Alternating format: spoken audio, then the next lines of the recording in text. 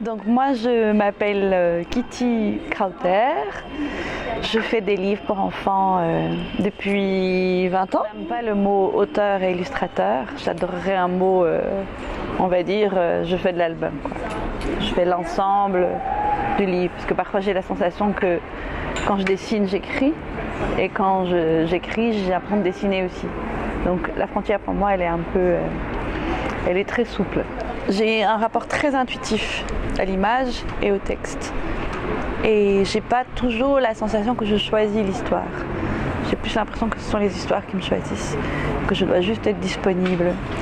Traduire cette émotion qui me passe dans ma tête. Qu'est-ce qu'on peut faire avec un trait sur un papier? Comment est-ce que tu peux régler la tension, la lumière, la vibration, le rythme? Et j'adore que les gens comprennent sans pouvoir le mentaliser. Même moi-même, quand je dessine et j'écris, je ne sais pas très bien où je vais et je ne sais pas pourquoi exactement. Je peux avoir une idée plus ou moins floue. Et je me suis aperçue, après 20 ans de faire des livres, que les gens ils lisent les histoires en projetant leurs histoires à eux. J'aime bien dire que c'est de la fiction magique, il y a toujours une part de mystère. J'aime beaucoup que ce soit présent dans mon travail, probablement parce que j'ai des origines nordiques et anglaises, en Suède ou dans le Nord. Ce n'est pas un problème d'inviter un fantôme à table. Et ce n'est pas un problème d'imaginer qu'il y a des gens qui vivent dans des rochers, dans des pierres, dans des arbres.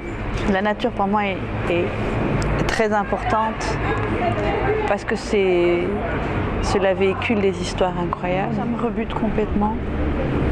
Je serai probablement très dinosaure et peut-être que dans 15 ans ça sera complètement acquis, mais il y a trop de filtres.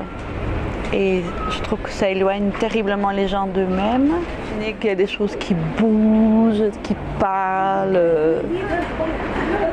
Alors quoi, on va plus réfléchir, plus penser à la place, plus projeter, plus faire de loin quelque chose qui fonctionne en double page.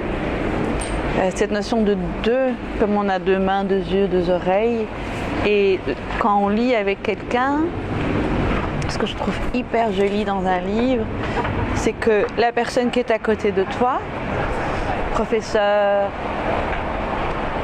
grand-mère, papa, maman, sœur, soit, tous les deux, on va se retrouver sur l'espace libre.